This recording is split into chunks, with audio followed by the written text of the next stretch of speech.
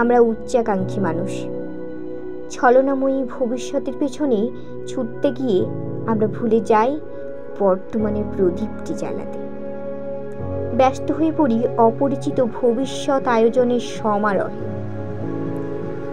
ভবিষ্যৎ যখন আমাদের হাতটি ধরে পরিচিত বর্তমান হয়ে ওঠে, তখন আবারও আমরা মত্ত হই ওই দূরে দেখতে পাওয়া ভবিষ্যৎ নামক সেই অপরিচিতার নেশায়। অপরিচিতাকে পাওয়ার নেশায় যখন ক্লান্তি নেমে আসে, যখন বুঝতে পারি আমি নতুন কোনো অপরিচিতাকে চাইলেও আর কোনো অপরিচিতা আমায় চায় না,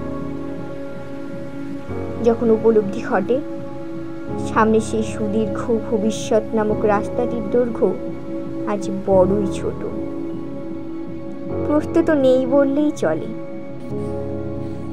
তখন মনে পড়ে পুরানো সেই পরিচিতাদের মুখগুলি, যাদেরকে অবহেলা ভরে হারিয়ে ফেলেছি ভ্রমের নেশায়।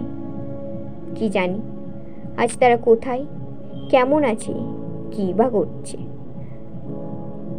নিশ্চয় তারা অতীতের সঙ্গে ঘর বেঁধেছে, সুখেই কাটছে তাদের দিন।